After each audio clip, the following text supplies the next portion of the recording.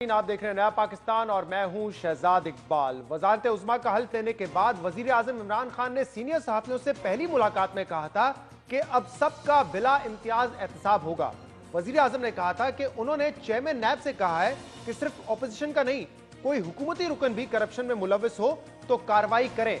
मगर अब एक हुकूमती रुकन की गिरफ्तारी के बाद ही हुकूमत ने नैब पर बैलेंसिंग के इल्जाम लगाना शुरू कर दिए हैं। अलीम खान की गिरफ्तारी पर हुकूमत के माथे पर भी बल पड़ना शुरू हो गए हैं। अलीम खान ओहदे से तो मुस्ताफी हो गए, मगर हुकूमती वज़रा इस इकदाम को मेरिट के बरक्स करार दे रहे हैं। ये नहीं लगना चाहिए कि आप बैलेंस एक्ट कर रहे हैं। आप हर मामले के ऊपर जो है वो ये कर रहे हैं कि अगर इधर का भी एक पकड़ना है तो इधर का भी एक पकड़ना है। ये इस तरह से फिर इदारों के ऊपर कॉन्फिडेंस नहीं रहता है। वफाकी वजीर इत्तेलात फवाद चौधरी अब नैब के इकदामात पर नापसंदीदगी का इजहार कर रहे हैं। वही फवाद चौधरी जिन्होंने साद रफी की गिरफ्तारी को काबिल सताइश करार देते हुए कहा था कि गिरफ्तारी से साबित होता है कि अब मुल्क दुरुस्त सिमत में आगे बढ़ेगा। कहते हैं ना, जिन्ना खाती गाजना टेढ़ो ना दे पीड़, तो इसका मतलब यह है कि मुल्क जो है वो सही डायरेक्शन में जा रहा है। जिन लोगों के ऊपर हाथ पड़ा है उनका माजी भी सबके सामने है, हाल भी सबके सामने है। मेरिट के ऊपर होना चाहिए। इंडिपेंडेंट इदारे हैं वो गिरफ्तार कर रहे हैं और जो केसेस हैं वो भी पहले से बने हुए हैं। हमारा तो इनसे इतना अभी हमें तो पता भी नहीं किन किन केसेस में है, लेकिन हमें सिर्फ ये पता है कि पैसे उन्होंने बड़े खाए हैं, इसका तो पता है पूरी कौम। फवाद चौधरी 2 माह पहले तक नैब को आजाद इदारा करार दे रहे थे, मगर अब नैब पर उंगलियां उठा रहे हैं, नैब पर बैलेंसिंग एक्ट का इल्जाम लगा रहे हैं। नून लीग और पीपल्स पार्टी समेत ऑपोजिशन जमातें भी नैब की साख पर सवाल उठाती रही हैं। पिछले हफ्ते लाहौर हाईकोर्ट के हुक्म पर रिहा होने वाले नून लीग के साबिक रुकन सूबाई असेंबली राजा कमरुल इस्लाम ने भी कल प्रोग्राम आज शाहजेब खानजादा में नैब को हासिल लामहदूद इख्तियारात पर अहम सवाल उठाए। मैं 2 दफा सूबाई असेंबली का मेंबर रहा 10 साल, तो मैंने पंजाब भर में सबसे ज्यादा वोट और लीड हासिल की थी। और इस दफा वैसे इल्जामात के बाद न सिर्फ मैं इलेक्शन मैंने लूज किया, मैंने अपनी ज़िंदगी भर की जो कमाई थी, जो इज़्ज़त की सूरत में मैंने कमाई थी, वो मैंने लूज़ किया। बहसीयत एक पाकिस्तानी शहरी के मेरा तमाम उन लोगों से जो ज़मीर रखते हैं सवाल है कि मेरे 8 माह और उन लोगों के लातादाद लोगों के जो कि 5 साल ज़ेर हिरासत रहने के बाद बरी होते हैं या एहतसाब अदालत से या हाई कोर्ट से, उनका रियासत जो माँ जैसी है वो रियासत क्या वाकई माँ जैसी है। राजा कमरुल इस्लाम को नैब पंजाब साफ पानी स्कैंडल में मुबैना तौर पर गैर कानूनी ठेके देने के इल्जाम पर इलेक्शन से पहले गिरफ्तार किया था। वो 8 माह तक नैब की कैद में रहे, मगर अभी तक उनके खिलाफ केस किसी नतीजे पर नहीं पहुंच सका। नैब को हासिल बेलगाम इख्तियारात से सियासतदान हो या ब्यूरोक्रेट्स, सबको शिकायतें हैं। सियासी जमातें नैब की पकड़ धकड़ पर सियासत भी करती हैं, मगर अब हर तरफ से नैब कवानीन में तरमीम की आवाजें उठ रही हैं। नैब को हासिल बेलगाम इख्तियारात का अंदाजा इस बात से लगाया जा सकता है कि नैब हेलीकॉप्टर केस में वजीर आजम इमरान खान को भी इंक्वायरी स्टेज पर किसी भी वक्त गिरफ्तार कर सकता है और किसी भी वक्त वजीर आजम पाकिस्तान का रिमांड ले सकता है। तो आप सोच सकते हैं किस हद तक उनके इख्तियारात है कि सिटिंग वजीर आजम को इंक्वायरी स्टेज पर हेलीकॉप्टर केस में गिरफ्तार किया जा सकता है। इन्हीं लामहदूद इख्तियारात को लेकर सियासी जमातों में अब यह बात पर इत्तेफाक हो चुका है कि नैब के कवानीन में तब्दीली लाई जाए। सुप्रीम कोर्ट ने भी पिछले साल नवंबर में हुकूमत को नैब कवानीन में तरमीम करने की तजावीज दी थी। जस्टिस आसिफ सईद खोसा ने तहरीरी फैसले में तजवीज दी थी कि एहतसाब अदालत को मुल्जिमान को जमानत देने का इख्तियार दिया जाए। जस्टिस आसिफ सईद खोसा ने हुकूमत को यह भी तजवीज दी थी कि नैब कवानीन में मौजूदा ट्रायल खत्म करने की 30 रोजा मुद्दत को भी खत्म किया जाए, क्योंकि आज तक एहतसाब अदालत कभी भी किसी रेफरेंस का 30 रोज में फैसला मुकम्मल करने में नाकाम रही है। जस्टिस शेख अजमत सईद भी हुकूमत को प्ली बार्गेन कानून खत्म करने की तजवीज दे चुके हैं। नैब के जाबराना इख्तियारात को महदूद करने की बातें तो पिछले दौरे हुकूमत से हो रही थी, मगर अभी तक पीपल्स पार्टी हो, नून लीग या तहरीक इंसाफ, सब नैब के इख्तियारात को महदूद करने में नाकाम रहे हैं। हुकूमत और अपोजिशन के दरमियान इस हवाले से 5 हफ्ते पहले एक बैठक हुई थी, जिसके बाद नैब कवानीन में तरमीम का मामला ताखीर का शिकार हो गया। हुकूमत नैब से परेशान है और नैब कवानीन में तब्दीली भी चाहती है, मगर वजीर इत्तेलात फवाद चौधरी अब भी ये कह रहे हैं कि नैब इख्तियारात में कमी की नहीं, बल्कि नैब कवानीन को मजीद मजबूत करने की जरूरत है। नैब के इख्तियारात कम नहीं कर रहे, नैब के इख्तियारात बढ़ाने की जरूरत है। नैब को ताकतवर करने की जरूरत है, इफेक्टिव करने की जरूरत है। देखिए, हमारा जो मामला है नैब के ऊपर वो ये नहीं है कि उनके इख्तियारात कम होने चाहिए। हमारा सिर्फ मामला यह है कि जो एहतसाब है वो मुल्क की जरूरत है और उसको इफेक्टिव होना चाहिए। सुप्रीम कोर्ट नैब कवानीन में तरमीम की तजावीज दे चुकी है। सियासी जमातें भी इस बात पर मुत्तफिक हैं कि कवानीन में तरमीम होनी चाहिए, मगर अब देखना यह है कि नैब कवानीन को मजीद मजबूत करते हुए बेहतर कैसे बनाया जा सकता है। इन मामलों पर बात करने के लिए हमारे साथ मौजूद है पाकिस्तान तहरीक इंसाफ के मेंबर नेशनल असेंबली सदाकत अली अब्बासी साहब। इसके अलावा हमें ज्वाइन करें माहिर कानून राजा आमिर अब्बास साहब और हमें ज्वाइन करें PMLN के रहनुमा तलाल चौधरी साहब। आप तीनों का बहुत बहुत शुक्रिया। सदाकत अब्बासी साहब, जो पहली एंकर्स की मुलाकात थी इमरान खान से, तो हमने ये पूछा था उनसे कि क्या एहतसाब सिर्फ एक पार्टी का होगा, ऑपोजिशन का होगा, या सबका होगा? तो इमरान खान साहब ने हमें यकीन दिलाया था हर पार्टी का एहतसाब होगा, चाहे हमारी पार्टी से कोई क्यों ना हो, उनका भी एहतसाब होगा। लेकिन एक आपके मिनिस्टर को गिरफ्तार किया गया है और आप ये कहना शुरू हो गए हैं कि बैलेंसिंग एक्ट है, बैलेंसिंग एक्ट की वजह से आपके मिनिस्टर को गिरफ्तार किया गया है, क्यों? देखें, पाकिस्तान में एक तारीख है, जब भी कोई केस होता है उसकी दो साइड्स होती हैं और दोनों साइड्स का अपना अपना मौक़िफ़ होता है। लेकिन हमारी तरफ से कम अज़ कम हुकूमती सतह पे इस अरेस्ट को, जिस तरह माजी में नवाज शरीफ साहब के खिलाफ एक फैसला था तो पूरी एक ब्रिगेड आके उनको डिफेंड करती थी, पूरी हुकूमती मशीनरी उनको डिफेंड करती थी। हमारे यहाँ इंडिविजुअल्स ने बात की होगी अब मुख्तलिफ जगहों पर, लेकिन गवर्नमेंट की पॉलिसी ये है कि नैब जहाँ जहाँ उसको जहाँ जहाँ ज़रूरत है, जिस चीज़ को नैब कि जो उनके पास इख्तियारात हैं वो इस्तेमाल करें। गवर्नमेंट के तर्जुमान तो फवाद चौधरी साहब है। फवाद चौधरी साहब एक से जायद मरतबा ये कह चुके हैं कि ये बैलेंसिंग एक्ट है।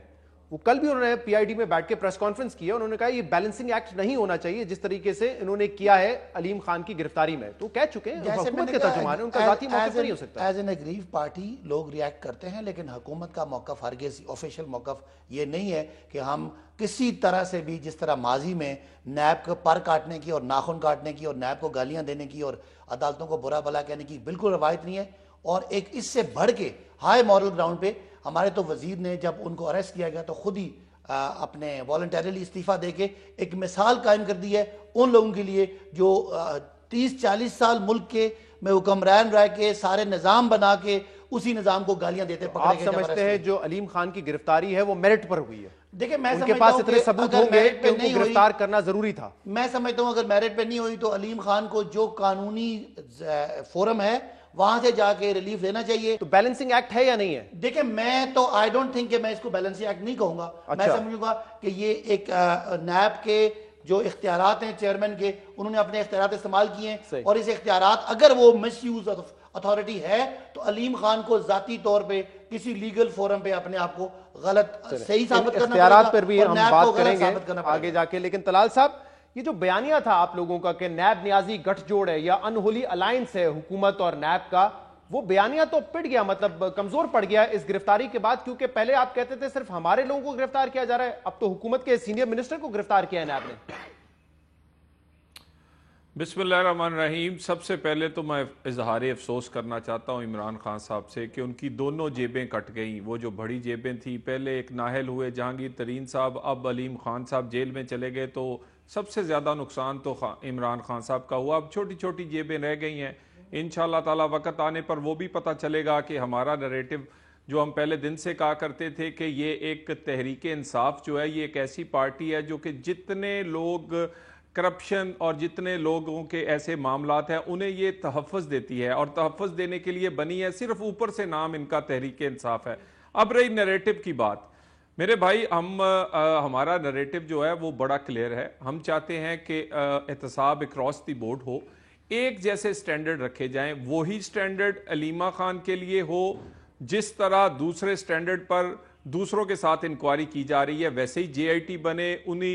उसी तरह इंक्वायरी स्टेज पर अगर वजीर दफा जो परवेज खटक है उन्हें गिरफ्तार करना पड़ता है तो क्यों नहीं किया जा रहा? इमरान खान को क्यों नहीं किया जा रहा? इसी तरह बाबर एवान को क्यों नहीं किया जा रहा? तो ये सिर्फ शहबाज शरीफ या अभी को क्यों किया जाता है? आप लोग कह रहे थे कि एक शख्स को भी नहीं गिरफ्तार किया, सीनियर मिनिस्टर को भी अगर नैब समझता है कि इंक्वायरी स्टेज पर उनके पास इतने सबूत हैं या ये मैनिपुलेट कर सकते हैं, टेम्पर कर सकते हैं एविडेंस को, तो गिरफ्तार कर लिया उनको। कम से कम इस बात पे तो आप ये इत्तेफाक करें ना कि अब वो जो आप कहते थे कि हुकूमत का कोई शख्स नहीं गिरफ्तार होता, वो बात तो गलत हो गई ना। देखिए, मैं उसे अब आ गई अगली बात कि हुकूमत का फर्द गिरफ्तार हुआ और उसके बाद कल से मैं सुन रहा हूं जी नहीं हुकूमत तो पीछे नहीं है, वो तो बस ही कोई इंडिविजुअल होंगे जब इंसान किसी ओहदे पर होता है और अगर स्पोक्समैन हो हुकूमत का, तो वो फिर जो कुछ बोलता है, और वो भी PID में, और वो भी फिर वफाकी कबीना की जब मीटिंग हो उसके बाद ब्रीफ कर रहा हो, तो वो हुकूमत का मौकफ होता है। उसके बाद अगर वजीर कानून रात TV पर बैठ के करे कि नहीं जी कवानीन बदलने चाहिए, आज बड़ी दर्द हुई है, आज बड़ा हमारी वो सब कुछ ठीक लगने लग गया है। आज नैब के बारे में जो हम तनकीद किया करते थे, मैं तो 2 दिन से देख रहा हूं, अगर टीवी पर तस्वीर ना देखें तो लगता ये नहीं पता चलता कि नून का है या पीपल्स पार्टी का है, और बोल PTI वाला रहा होता है। और उसके बाद मुझे बताएं, ये कहते थे फूल क्यों फेंकते हैं चोर और डाकुओं पर, कल तो बड़े फूल फेंके हैं सलीम खान को। साहब, आपकी पार्टी में जो कंफ्यूजन है वो भी किसी से कम नहीं है। आप कहते हैं अलीमा खान को भी गिरफ्तार करें, आप कहते हैं इमरान खान, परवेज खटक, सबको इंक्वायरी स्टेज पे गिरफ्तार करें। यही बात कल मरियम औरंगजेब साहबा ने की। दूसरी तरफ अयाज सादिक साहब कहते हैं कि गिरफ्तारी गलत हुई है और गिरफ्तार करने का मकसद सिर्फ ये है कि शाहिद खाकान अब्बासी साहब को गिरफ्तार करने के लिए रास्ता बनाया जाए। ख्वाजा आसिफ साहब वो दूसरे हों, वो मजम्मत कर रहे हैं इस गिरफ्तारी की। तो आपकी यहां पार्टी में 3-4 धड़े हैं, हर किसी का अलग बयान है। कोई मजम्मत करता है, कोई कहता है नहीं दूसरों को भी गिरफ्तार करें। किसी एक पोजीशन पे तो खड़े रहे ना आप लोग भी।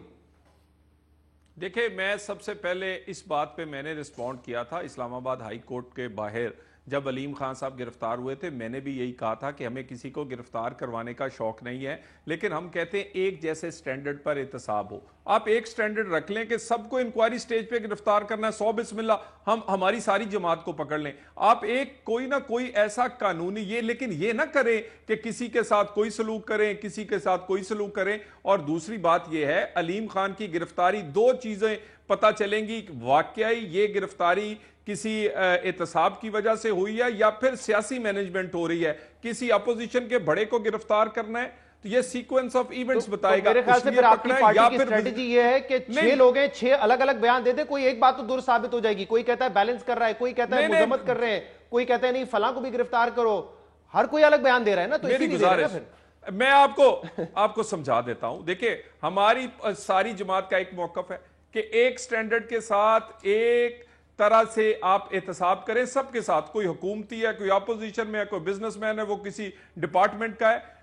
म्यार दोहरे नहीं होने चाहिए, तेहरे म्यार नहीं होने चाहिए, नंबर 1। और दूसरी बात, सियासी मैनेजमेंट जो है वो अकाउंटेबिलिटी के नाम पर नहीं होनी चाहिए। एहतसाब के नाम पर हुकूमतें बनानी और तोड़नी नहीं चाहिए। यह अलीम खान की गिरफ्तारी से पता चलेगा। अपोजिशन का अगर कोई बड़ा गिरफ्तार होता है तो फिर, या फिर अगर तब्दीली होती है वजीर आला पंजाब की, तो इसका मतलब अलीम खान को पहले नोटिस उस वक्त आया था 15 साल बाद, जब वो पहले वजीर आला बनने लगा था। आप ये कह रहे हैं कि उसको रस्ते से हेड भी मेरा है, टेल भी मेरा है। गिरफ्तार नहीं करेंगे तो हम तनकीद करेंगे, हुकूमत का शख्स गिरफ्तार नहीं होता, गिरफ्तार करेंगे तो हम कहेंगे एक स्टैंडर्ड कर ले। फिर ठीक है, हर केस मुख्तलिफ होता है ना, हर केस के शराइत मुख्तलिफ होते हैं, तो कैसे फिर स्टैंडर्ड एक हो सकता है?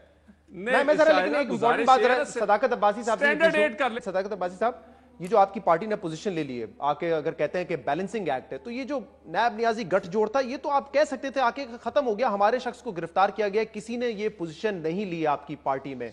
तो आप खुद आकर ये कहते हैं कि जब ये बैलेंसिंग एक्ट है तो ये पोजीशन तो आप नहीं ले रहे। पहले तो हाय उस पशेमा का पशेमा होना। आज इनको नैब बुरा लग रहा है। 10 साल हुकूमतें की, लूट मार की, इधर के पैसे उधर किए, मनी लॉन्ड्रिंग की, नैब के कानून को तब्दील नहीं किया।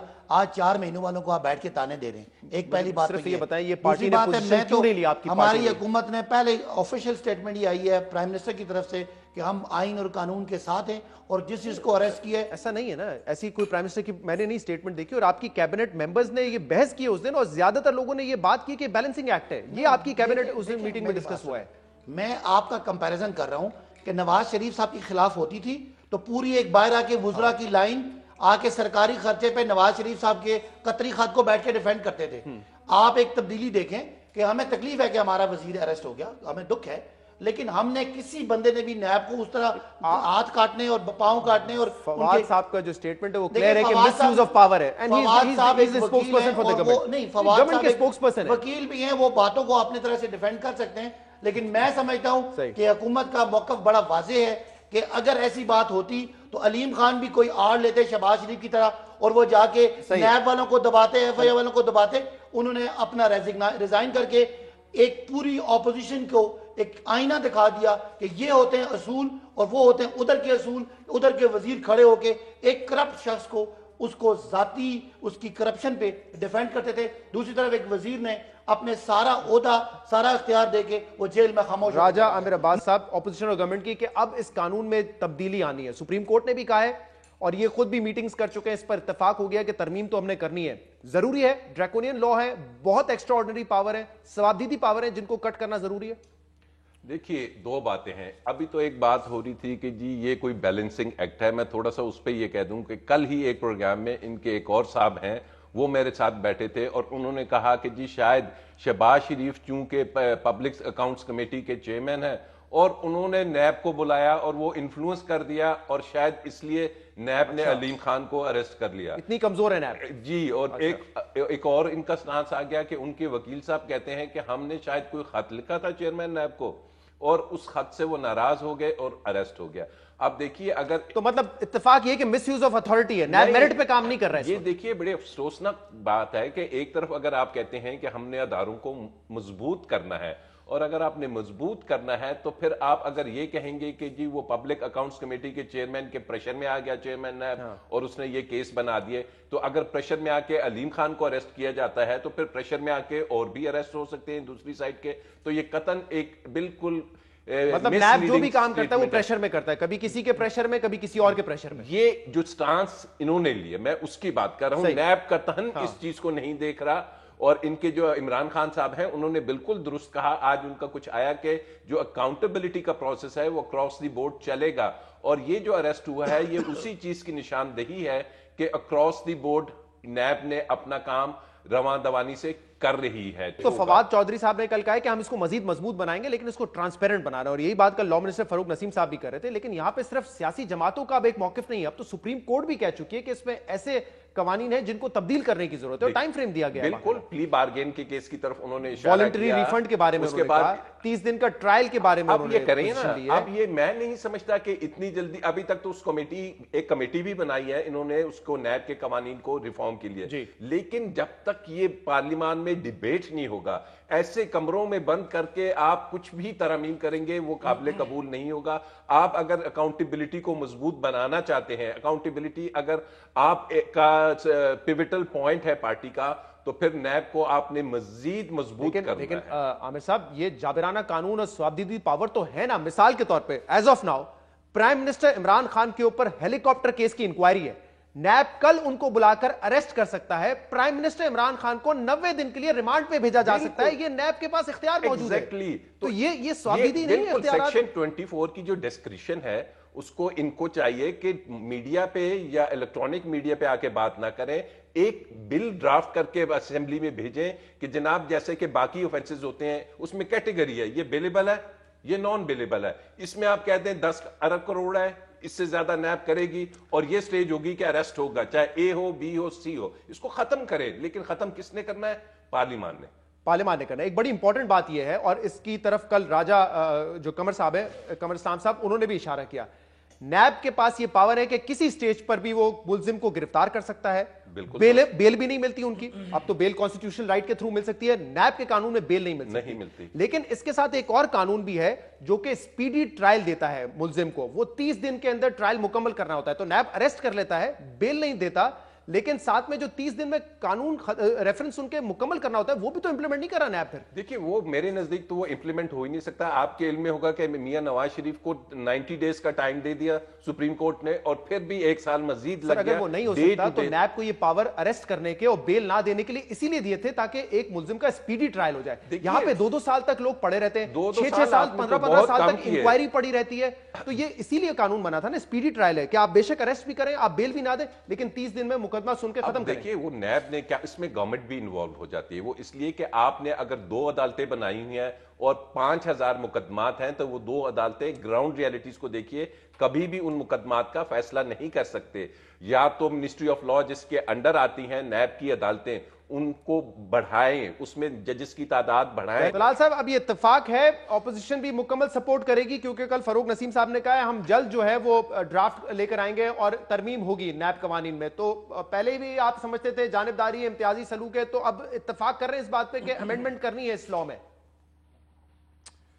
देखिए बिल्कुल जी, पार्लियामेंट होती इसलिए है कि कवानीन में अमेंडमेंट की जाए और वक्त के लिहाज से और उसको मजीद इम्प्रूव किया जाए। और ये तो कानून ही बनाया गया था मुशर्रफ दौर में, और बनाया ही इसलिए गया था कि इससे एक हुकूमत बनानी थी। याद है आपको, पेट्रियट बनाई गई थी, काफ लीग को बनाई गई थी, नून लीग को तोड़ के। फिर इसी तरह इस दफ़ा भी इसका इस्तेमाल जो है, इस हुकूमत जब ये बनी है, इसके इलेक्शन से पहले और इलेक्शन के बाद ऐसी गिरफ्तारियां, और उसकी टाइमिंग ऐसी थी, और बहुत सारे नोटिस हैं, उनकी टाइमिंग ऐसी थी कि उससे बड़ा क्लियर पता चलता है कि किसी जमात को क्या कहते हैं जिताने के लिए और किसी जमात को नुकसान पहुंचाने के लिए ये इस्तेमाल हुई है। और उसके बाद सुप्रीम कोर्ट ऑफ पाकिस्तान जो है वो इसमें बेल के मैटर पर और प्री बार्गेनिंग के मैटर पर और इसी तरह जो फैसले उनके आ चुके हैं, और इसके अलावा कई ऑब्जर्वेशन सुप्रीम कोर्ट और हाई कोर्ट्स की आ चुकी हैं इस कानून के बारे में। और इसके साथ साथ लेकिन तलाल साहब, फवाद साहब ने कल ये बात कही है, फवाद साहब ने ये कहा है कि हम कानून को मजीद मजबूत करेंगे, नैब को मजबूत करेंगे, इसमें ट्रांसपेरेंसी लाने की जरूरत है, जहां पे कोई लूप होल्स हैं उनको खत्म करने की जरूरत है, सुप्रीम कोर्ट के ऑर्डर को इंप्लीमेंट करने की जरूरत है। लेकिन वो कह रहे हैं कि एहतसाब का अमल मजीद हमें सख्त करना है। इस पर इत्तेफाक करेगी नून लीग?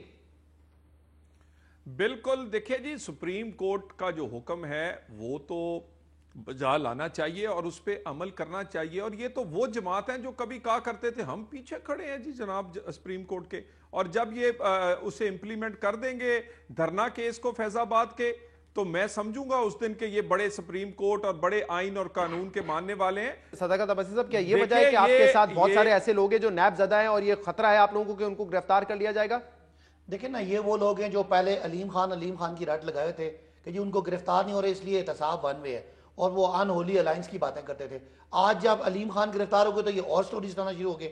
और दूसरी बात, कितना बड़ी कॉन्फिडेंस से कह रहे हैं कि ये काला कानून है, ये सारी बेइज्जती नवाज शरीफ की कर रहे हैं, इनको समझ नहीं आ रही। एक बंदा जो 5 साल हुकूमत करके गया, यहाँ का बादशाह बना रहा, उसने कानून नहीं किया। तलाल साहब को मेरा ख्याल है नवाज शरीफ साहब को उनकी पार्टी नोटिस दे, ये अपनी पार्टी की बेइज्जती कर रहे हैं। उनको 5 साल में समझ नहीं, लेकिन आपको 5 महीने में समझ आ गई कि अमेंडमेंट लेकर आनी है। तलाल साहब को पार्टी शो का नोटिस देगी, ये अपनी पार्टी की बड़ी बबंगे दोल बेइज्जती कर रहे हैं कि कितना काला कानून है, कितना बुरा कानून है, कितना बुरे ख्याल है। तो आप सो रहे थे, वो तो कह चुके, हमने कह चुके कि हम सो रहे थे, हमें करना चाहिए दिन से कहा है कि ये हुकूमत जितना नैब को और सख्त करेगी, व्हाइट कॉलर क्राइम, इतने बड़े बड़े जो 8-7 बड़े आदमों में जिनकी प्रॉपर्टीज है, वो इस तरह नहीं आपको जी हजूरी से पकड़े जाएंगे। आप उनको कप ऑफ टी दें, वो आपको प्रॉपर्टी दे देंगे, बिलियंस ऑफ डॉलर जिन्होंने मनी लॉन्डर किए हैं।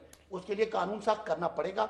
ये बात हर जी शऊर आदमी कानून सख्त करें आप, और आपके किसी और मिनिस्टर को गिरफ्तार कर लिया फिर आप कहेंगे बैलेंसिंग एक्ट है। हमने शुरू से कहा कि हर जी शऊर आदमी समझता है कि नैब चेयरमैन को नवाज शरीफ ने और जरदारी ने और मुशर्रफ ने अनलिमिटेड इख्तियार दिए थे, जिनको हम वापस लेके उसको बैलेंस करेंगे ताकि हर बंदे को फेयर ट्रायल का राइट मिले। जिसमें आप नाकाम 5 साल में नहीं समझ आया कि इस कानून में तब्दीली लानी चाहिए। तहरीक इंसाफ की हुकूमत को 5 महीने में समझ आ गया कि इस कानून में तब्दीली लाजमी है। ब्रेक लेंगे, ब्रेक के बाद मजीद बात करेंगे, हमारे साथ रहिए। नाज़रीन, साबिक वज़ीर आज़म नवाज शरीफ साहब को दिल का आर्जा है, उनका पहले भी बाईपास हो चुका है और इस बात की तस्दीक मेडिकल बोर्ड ने भी की है। चौथा मेडिकल बोर्ड बना था जिसने बताया कि नवाज शरीफ साहब को दिल का मर्ज है और इसीलिए उनको PIC मुंतकिल किया जाए, लेकिन नवाज शरीफ साहब ने इनकार किया। उन्होंने कहा मेरी तस्दीक की जा रही है, इसलिए अब मैं किसी अस्पताल नहीं जाऊंगा, अब मुझे जेल भेजा जाए। मरीम नवाज ने इस हवाले से कल ट्वीट भी किया। उन्होंने जब मीडिया से गुफ्तगू की तो उन्होंने बताया कि एक के बाद एक बोर्ड बनाया गया है, एक अस्पताल लेके जाते हैं फिर दूसरे अस्पताल लेके जाते हैं, लिहाजा नवाज शरीफ साहब ने यह फैसला किया है कि वो अपनी तस्दीक नहीं करेंगे, भीख नहीं मांगेंगे, वो जेल जाएंगे। ये जानते हुए कि उनको दिल का आर्जा लाहक है, उनको सर्विसेज हॉस्पिटल लेके आए जहाँ पर दिल का यूनिट ही मौजूद नहीं है, दिल का इलाज ही नहीं है यहाँ। इस किस्म का किसी की सेहत के साथ खिलवाड़ करना, वो भी एक ऐसे इंसान के साथ जो 3 दफ़ा इस मुल्क का वज़ीर आज़म है, जिसकी इतनी बड़ी खिदमात हैं, जिसकी इतनी बड़ी फॉलोइंग है पूरे पाकिस्तान के अंदर। तो अगर तज़हीक मकसूद थी तो तज़हीक का निशाना बनने को हम तैयार नहीं हैं। और मियाँ साहब ने इनको कहा कि अब मैंने कहीं नहीं जाना, मुझे आप जेल वापस लेके जाएं। हम यहाँ सहूलियात लेने नहीं बैठे हुए अस्पताल में बाकी लोगों की तरह। मरियम नवाज साहबा कह रही थी कि तस्दीक बर्दाश्त नहीं है, इसलिए मियाँ साहब ने कहा कि अब मैं जेल जाऊंगा, पंजाब हुकूमत के तर्जमान फयाजुल हसन चौहान साहब ने कल ये कहा है कि नवाज शरीफ चाहते हैं कि उनका इलाज पाकिस्तान में ना हो, वो चाहते हैं लंदन जाएं और वहां पर अपना इलाज करवाएं। ये है असल मसला। फयाजुल क्या कह रहे थे, कल सुनिए जरा। बुनियादी तौर पे नवाज शरीफ साहब और आले शरीफ का इस वक्त पाकिस्तान के अंदर ना दिल लग रहा है ना दा लग रहा है। अब वो परेशान है, जाना चाहते हैं लंदन। पाकिस्तान के अंदर, पंजाब के अंदर मौजूद हर अच्छे अस्पताल के अंदर उनका हम इलाज कराएंगे। चौहान साहब कह रहे हैं कि वो लंदन जाना चाहते हैं। ये लंदन जाने की जो बात है, ये फयाजुल हसन चौहान साहब या पाकिस्तान तहरीक इंसाफ की जानिब से शुरू नहीं हुई। परवेज रशीद साहब जो कि सीनियर रहनुमा है PMLN के और बड़े ही करीबी साथी हैं नवाज शरीफ साहब के, उन्होंने हमारे प्रोग्राम में इस ख्वाहिश का इजहार किया था कि क्योंकि मेडिकल हिस्ट्री नवाज शरीफ साहब की लंदन में है, पहले भी उनका वहां पर इलाज हो चुका है, उनके डॉक्टर्स वहां पर मौजूद है, इसलिए नवाज शरीफ साहब के लिए बेहतर होगा कि उनका इलाज लंदन में हो। ये हमारे शो में परवेज रशीद साहब ने कहा था, सुनिए। देखिए, बहैसियत मरीज के जब मैं उनके डॉक्टर्स की बात सुनता हूँ, जिन डॉक्टर्स ने ऑपरेट किया है उन्हें लंदन में, चूँकि वो राब्ते में रहते हैं, जो भी रिपोर्ट्स हमें मैसर आती हैं, जो भी इतलात हमें मैसर आती हैं, वो उन डॉक्टर्स से ज़रूर मशवरा किया जाता है। तो उन डॉक्टर्स की राय तो यही है और हम सब की भी ख्वाहिश यही है कि उनका इलाज जो है वो उन्हीं डॉक्टर्स से हो जिन्होंने उनकी सर्जरी की थी। परवेज रशीद साहब कह रहे हैं कि बेहतर होगा उनका इलाज लंदन में हो। यही बात 2 रोज पहले PMLN के सीनियर रहनुमा राना तनवीर ने भी कही थी और कल पंजाब असेंबली में PMLN की जानिब से करारदाद भी पेश की गई है कि नवाज शरीफ साहब का इलाज लंदन में होना चाहिए। हम ये बात पहले भी कर चुके हैं कि नवाज शरीफ साहब या कोई भी मुजरिम या मुल्जिम हो उसको ये हक हासिल है कि उसका बेहतरीन इलाज हो। यही डिमांड PMLN की भी होनी चाहिए कि बेहतरीन से बेहतरीन इलाज की सहूलत दी जाए नवाज शरीफ साहब को। ये डिमांड करना कि लंदन ले जाए ये कई सवालात को जन्म देगा और इसीलिए इस वक्त डील और ढील की बातें भी हो रही हैं। बहरहाल साहब या मरियम नवाज साहबा ये दोनों बात नहीं करते लंदन जाने की, लेकिन उनकी पार्टी ये बात कर रही है। तो क्या वाकई नवाज शरीफ साहब कल जेल इसलिए चले गए कि उनको पाकिस्तान में इलाज नहीं करवाना और वो चाहते हैं उनका इलाज लंदन में हो? इस पर बात करने के लिए हमारे साथ मौजूद हैं PMLN की रहनुमा उस्मा बुखारी साहबा और हमें ज्वाइन कर रहे हैं डॉक्टर शहबाज गिल, तर्जुमान है वजीर आला पंजाब के। आप दोनों का बहुत, और इस पर बात करने के लिए हमारे साथ मौजूद हैं वजीर आला पंजाब के तर्जुमान डॉक्टर शहबाज गिल और इसके अलावा हमें ज्वाइन कर रही हैं पाकिस्तान मुस्लिम लीग नून की मेंबर प्रोविंशियल असेंबली उस्मा बुखारी साहब। आप दोनों का बहुत बहुत शुक्रिया ज्वाइन करने के लिए। उस्मा बुखारी साहबा, ये कल कहा गया कि नवाज शरीफ साहब की तबीयत ठीक नहीं है तो उनको PIC में मुंतकिल कर दें, लेकिन उन्होंने कहा कि मैं अब जेल जाऊंगा, PIC नहीं जाऊंगा। क्या वजह है कि वो इलाज के लिए नहीं जाना चाहते PIC अस्पताल या किसी और अस्पताल? क्या ख्वाहिश ये है नवाज शरीफ साहब की कि वो बाहर जाके ही इलाज कराएं, यानी कि लंदन जाकर इलाज करवाएं? शुक्रिया शहजाद। नहीं, मैं समझती हूँ कि ये अनफेयर कमेंट है। वो इज्जत नफ्स के साथ जो है वो इलाज कराना चाहते हैं। अगर ये इंप्रेशन दिया जाए और ये किया जाए कि एक अस्पताल से दूसरे अस्पताल, दूसरा एक बोर्ड से दूसरा बोर्ड, 3 बोर्ड्स खुद पंजाब गवर्नमेंट ने बनाए और तीनों बोर्ड्स की जो एक बोर्ड के बाद दूसरा बोर्ड, दूसरे के बाद तीसरा बोर्ड और उसके बाद फिर जब बोर्ड की रिकमेंडेशन के बाद जो इन्होंने 8 मेंबर्स का बनाया, उसके बाद ये इनको जेल से मुंतकिल करने का फैसला किया और उसके बाद फिर ये है कि उनको PIC ले जाने के बजाय उनको सर्विसेज हॉस्पिटल ले गए। सर्विसेज हॉस्पिटल में 4 दिन रखा गया और हमने पहले दिन ही कहा कि जहां कार्डियक वार्ड तक नहीं है, जहां पे उनको स्पेशलाइज्ड हार्ट का प्रॉब्लम है, उसको इलाज करने की बजाय बेसिकली ये इंसल्ट और तज़हीक करना चाहते हैं अपने कमेंट्स के साथ भी और अपनी अमाल के साथ भी, जो ये करने की कोशिश कर रहे हैं। क्या नवाज शरीफ साहब लंदन में इलाज करने के ख्वाहिशमंद हैं? क्योंकि परवेज रशीद मैं बताता हूं आपको, परवेज रशीद साहब ने हमारे प्रोग्राम में कहा कि उनके डॉक्टर्स लंदन में हैं, उनका पहले वहां इलाज हो चुका है, उनका इलाज वहां पे होना चाहिए। राना तनवीर साहब उस दिन अस्पताल से निकले, उन्होंने भी यही कहा कि नवाज शरीफ साहब का लंदन में इलाज होना चाहिए। आप लोगों ने पंजाब असेंबली में करारदाद पेश की है जिसमें यह कहा गया है कि नवाज शरीफ साहब का इलाज लंदन में होना चाहिए। मरियम नवाज साहबा या नवाज शरीफ साहब खुद ये बात नहीं कर रहे, लेकिन आपकी पार्टी ये बात कर रही है और परवेज रशीद साहब जैसे इंसान जो कि बड़े करीब है नवाज शरीफ साहब से, वो भी इशारा दे रहे हैं कि इलाज लंदन में होना चाहिए। तो फिर ये सवाल तो उठेगा ना। उसकी नहीं, मैं गुजारिश कर देती हूँ। उसकी रीजन है, उसकी रीजन ये है कि उनकी एक स्पेशलाइज्ड हेल्थ उनका प्रॉब्लम है हार्ट का, जो उनकी 2 सर्जरीज हो चुकी हैं और जो एक यकीनन एक जिसके पास बैकग्राउंड होती है वो ज्यादा बेहतर वो होता है। लेकिन इसका फैसला क्या हुकूमत को करना है? जिसका जवाब है नहीं। इसका फैसला अदालत ने करना है और अदालत के अंदर भी 2 पेशियां हो चुकी हैं जो हमने जमानत डाली हुई है मियां साहब की और उसके ऊपर उन्होंने अब भी लास्ट उसके ऊपर जो है वो नैब वालों से कहा है कि इसके ऊपर अपने दलाइल दें और बोर्ड्स की जो है वो लेके आइए रिकमेंडेशंस जो बोर्ड ने रिकमेंड किया है। अब हर बात पे डिलेइंग टैक्टिक्स, हर बात के ऊपर दूसरे को जिच करने की कोशिश करना, और आप कुछ और नहीं कर सकते, आप किसी के साथ हमदर्दी भी नहीं कर सकते। आप बजाय हमदर्दी करने के आप तज़हीक करते हैं, आप इंसल्ट करते हैं, ये नाकाबिले बर्दाश्त है। मैं आता हूं सियासी बातों को एक तरफ रखें। आप कह रही है फैसला अदालत ने करना है, तो अदालत में ये दरख्वास्त लेके जाएंगे कि इनका इलाज बाहर होना चाहिए, क्या ये होगा ख्वाजा हारिस साहब या जो भी वकील होंगे नवाज शरीफ साहब के क्योंकि लंदन में पहले इलाज हुआ है अब भी वहां पे होना चाहिए, तो ये दरख्वास्त अदालत से करेंगे आप लोग? जी नहीं, मैं गुजारिश कर देती हूँ। हमने जमानत की जो दरखास्त की है अदालत से, और अदालत ने तमाम रिकमेंडेशंस और बोर्ड की और उनकी रिपोर्ट्स मंगवाई हैं। अब ये अदालत ने फैसला करना है कि हमें जमानत देते हैं, और अगर अदालत हमें जमानत दे दे और उसके अंदर जो है उसके पास अदालत के पास ऑप्शन मौजूद है, हुकूमत के पास तो ऐसा कोई ऑप्शन ही नहीं है, इसलिए उनका ये बड़े-बड़े बोल बोलना, अदालत तो जमानत देगी। क्या ये दरख्वास्त भी की जाएगी कि ईसीएल पे से नाम निकाला जाए ताकि वो लंदन में जाके इलाज करें? जी अपने फैसले में देखिए, अदालत है, मैं तो नहीं कह सकती वो क्या फैसला करेंगे, ये इनको पता होता है पीटीआई वालों को, हमें नहीं पता। अदालत जो बेहतर फैसला करेगी, हमने पहले भी सारे फैसले मान के, आज भी जेल में है, हम सारे फैसले पहले भी मानते रहे, अब भी मान लेंगे। शहबाज गिल साहब, कल मरियम नवाज साहिबा का भी ट्वीट था, उन्होंने मीडिया से भी बात की, क्यों तज़ीक की जा रही है, और वो कह रहे हैं कि इसी तज़ीक की वजह से हमने ये फैसला किया है कि नवाज शरीफ साहब जेल जाएंगे, अब वो पीआईसी नहीं जाएंगे। ये तज़ीक क्यों हो रही है, क्यों हुकूमत अपने आप को मुश्किल में डालना चाह रही है? अगर मेडिकल बोर्ड भी ये कह रहा है कि उनकी तबीयत ठीक नहीं है, उनको अस्पताल में होना चाहिए, तो फिर क्यों ठीक तरीके से उनका फिर इलाज नहीं करवा रहे आप लोग? मैं आपको बैकग्राउंड इसका बता देता हूं। सबसे पहले तो जो मोहतरम नवाज शरीफ साहब हैं, उनको दिल का आर्जा है, ये नहीं कि उनको दिल का आर्जा नहीं है। उनका जो दिल है वो आपकी तरह या मेरे दिल की तरह सेहतमंद नहीं है। तो उनकी जब भी रिपोर्ट होगी, वो अल्लाह मियाँ उनको जिंदगी भी दे, सेहत भी दे, तो उनकी रिपोर्ट नॉर्मल नहीं होगी। उनकी रिपोर्ट आपकी और मेरी तरह नहीं होती।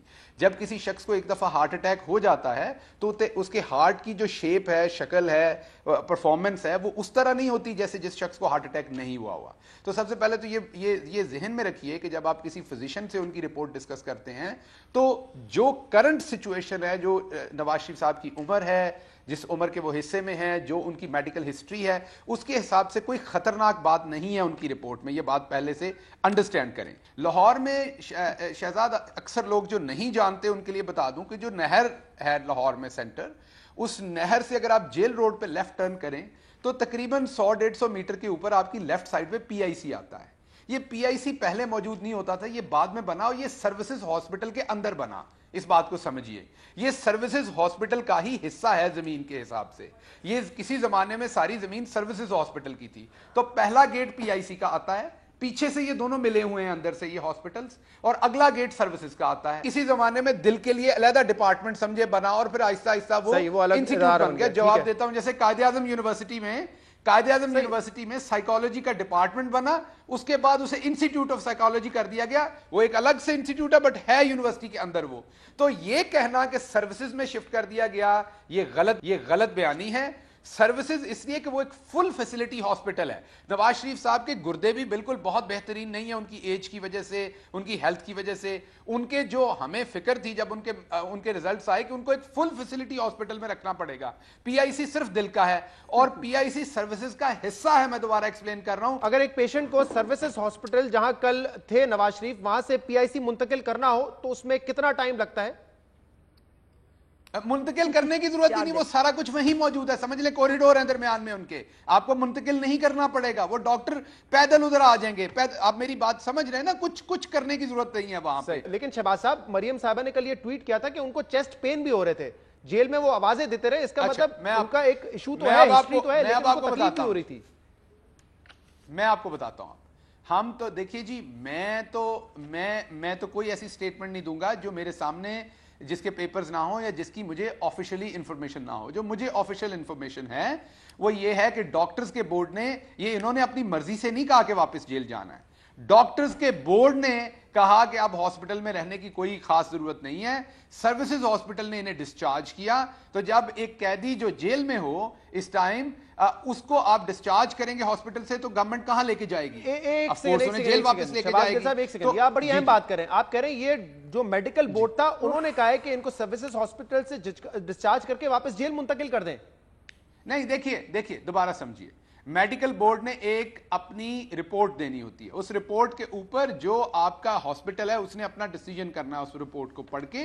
तो जो रिपोर्ट के बाद सर्विसेज हॉस्पिटल का डिसीजन था वो उनको डिस्चार्ज करने का था, डिस्चार्ज करके उनको वापस। लेकिन अब हमने रेगुलरली पीआईसी से भी डॉक्टर्स जाएंगे, हार्ट के लेकिन सर्विसेज से भी जाएंगे, डॉक्टर्स के बोर्ड ने, मेडिकल बोर्ड ने ये रेकमेंड नहीं किया कि इनको पीआईसी मुंतकिल कर लिया जाए, क्योंकि मैं ये पढ़ के सुना दूं, मरियम नवाज साहिबा का ये ट्वीट था, एक के बाद दूसरा बोर्ड, एक अस्पताल के बाद दूसरा अस्पताल, पहले पीआईसी, फिर जेल, फिर सर्विसेज अस्पताल, जहां अमराज कल्ब का शोबा ही नहीं है, अब फिर पीआईसी ले जाने की कोशिश। मियां साहब ने इनकार कर दिया और कहा कि मैं ना खाना बदोश हूं, ना तज़ीक का निशाना बनने को तैयार हूं, मुझे वापस जेल ले जाया जाए। वो कह रहे हैं मियां साहब ने इनकार किया और मियां साहब ने कहा जेल ले जाएं। देखिए मैंने आपको बड़ी स्ट्रेट अवे स्टेटमेंट दे दी है। अब मैं बार बार अगर ये कहूं मरियम नवाज साहबा गलत बयानी से काम कर रही, जैसे वो कहती थी मेरी पाकिस्तान तो क्या लंदन में भी कोई प्रॉपर्टी नहीं होगी, मैं उन बातों में नहीं जाना चाहता, ये किसी की बीमारी का मामला है, let's stay focused on that. मैंने आपको जो बात कही वो ये कही कि सर्विसेज हॉस्पिटल के डॉक्टर्स ने सर्विसेज हॉस्पिटल के डॉक्टर्स ने ये डिसीजन किया कि उन्हें डिस्चार्ज करना। मैं एक दो बातें और साहिबा ये कह रहे हैं कि कल जो मरियम साहिबा का ट्वीट है वो तो गलत है, क्योंकि नवाज शरीफ साहब ने ये फैसला नहीं किया कि उनको जेल जाना है या उनको पीआईसी नहीं जाना।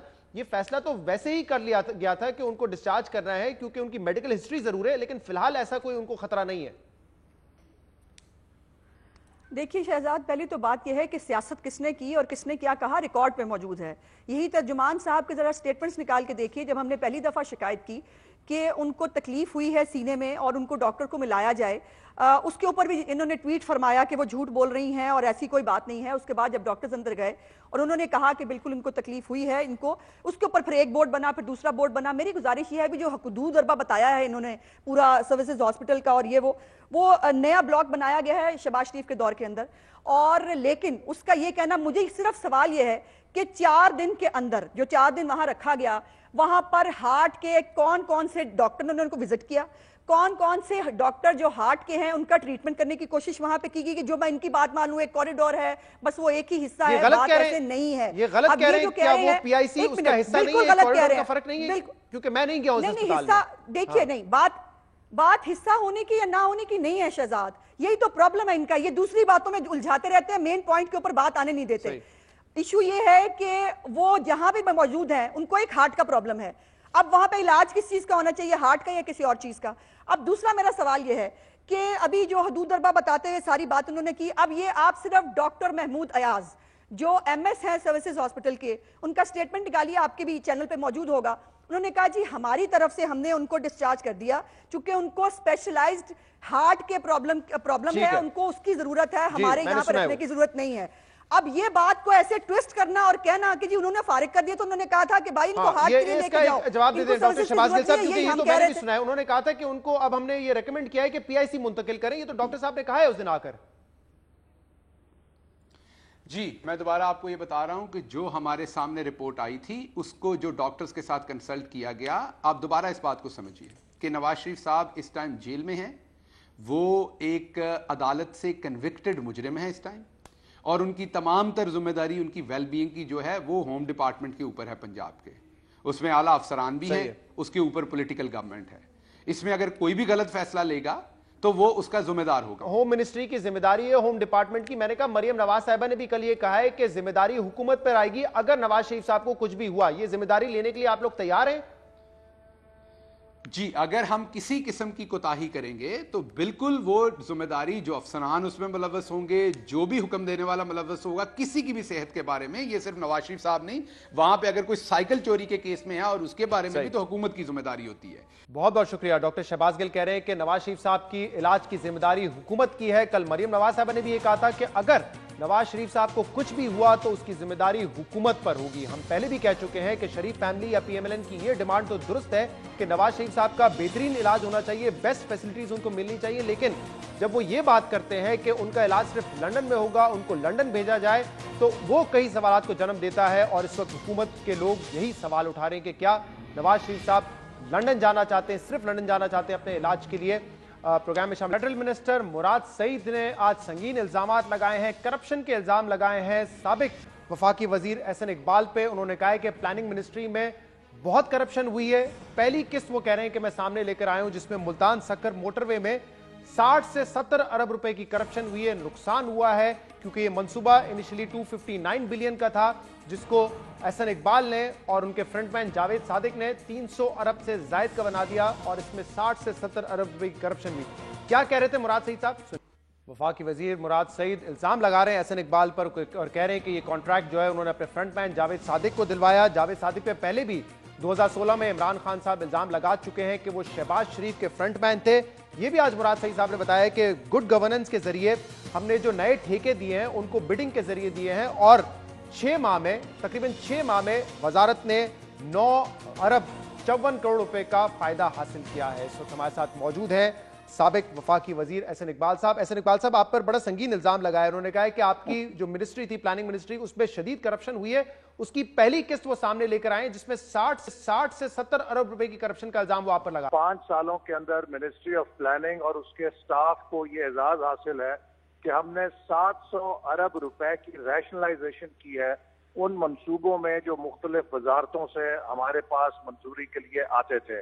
मुझे अफसोस है कि कल जो मेरी प्रेस कॉन्फ्रेंस थी, जिसमें मैंने इस हुकूमत के तब्दीली सरकार के 6 महीनों में मुस्लिम लीग नून के मंसूबों की नकल करने के जो वाकयात पेश किए और इनकी नाकामियां बताई, इसके जवाबी हमला इन्होंने एक ऐसा चुना है कि जो पाकिस्तान के कलीदी मफाद से ताल्लुक रखता है। CPEC के तमाम मंसूबे पाकिस्तान और चीन की आला क़यादत और सीनियर अफसरान ने एक एक चीज पर निगरानी करके इस जज्बे के साथ किए हैं कि इनमें कोई सुकम नहीं होना चाहिए जिससे कोई कंट्रोवर्सी हो।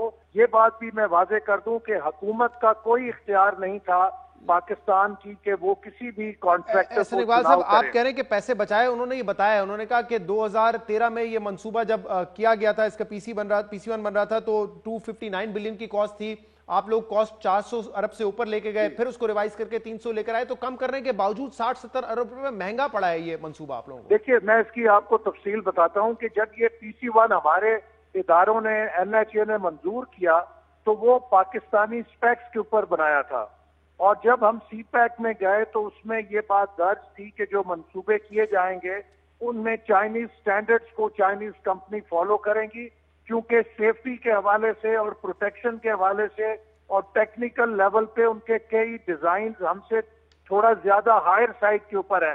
इसीलिए जब उनकी बिड आई तो वो बहुत ज्यादा थी और हमने उसका रिव्यू किया और चाइना की मिनिस्ट्री ऑफ ट्रांसपोर्टेशन को भी शामिल किया, आइटम बाय आइटम रिव्यू किया। सबसे इंपॉर्टेंट बात यह है कि थर्ड पार्टी असेसमेंट कराई, एक एक कॉस्ट आइटम की थर्ड पार्टी असेसमेंट।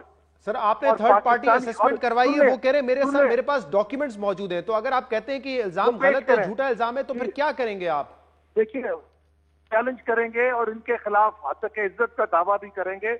और मैं ये बात भी ऑन रिकॉर्ड लाना चाहता हूं कि थर्ड पार्टी असेसमेंट के नतीजे में और NHA के स्टाफ ने बहुत मेहनत की इस मंसूबे पे। $1 अरब के करीब हमने उन प्रोजेक्ट्स के ऊपर सेव किया, कम किया जो बिडिंग प्राइस थी उसके ऊपर, और इसके ऊपर चाइना के और पाकिस्तान के माहिरीन ने निगरानी की। ये वही इल्जामात लगा रहे हैं तो इमरान खान साहब पहले लगाते थे। एहसन इकबाल साहब, इन्होंने आज ये भी कहा है बनाना चाह रहे हैं कि जब हमने इसकी इन्वेस्टिगेशन शुरू की महकमे ने, तो ये पता चला कि नैब भी इस चीज का नोटिस ले चुका है, वो भी इंक्वायरी कर रहा है, हम उनकी मदद भी करेंगे, उनको मजीद डॉक्यूमेंट्स भी देंगे। तो मामला नैब तक पहुंचेगा, नैब वैसे ही बड़ा एक्टिव है, तो फिर आपका क्या आपको मुस्तकबिल नजर आ रहा है इस केस में? देखिए, CPEC का एक एक मंसूबा ट्रांसपेरेंट है और यही हुकूमत का अलमिया है कि जब ये चीन में जाते हैं तो CPEC के गुण गाते हैं और वहां पे इन्होंने कहा कि CPEC के मंसूबे बहुत शफाफ हैं। वजीर खजाना ने BBC को कहा कि CPEC के तमाम मंसूबे बहुत शफाफ हैं। जब सियासत चमकानी होती है तो ये CPEC को मुतनाज़ा करते हैं। क्या ये पाकिस्तान की खिदमत कर रहे हैं? क्या ये चीन को इस करप्शन के अंदर मुलव्वस करना चाहते हैं? बहुत बहुत शुक्रिया। एहसन इकबाल साहब कह रहे थे, असद उमर साहब ये पहले कह चुके रिव्यू में कि CPEC के तमाम मंसूबे ट्रांसपेरेंट हैं, लेकिन अब ये अगर गलत इल्जाम लगाया है तो एहसन इकबाल कह रहे हैं कि हद तक इज्जत का दावा भी हम करेंगे मुराद सईद पे। दूसरी तरफ मुराद सईद कहते हैं कि हम नैब की मदद भी करेंगे, तमाम सबूत हमारे पास मौजूद हैं। आज के प्रोग्राम में इतना ही। इसका फीडबैक आप हमें दे सकते हैं हमारे सोशल मीडिया पर। इजाजत दीजिए।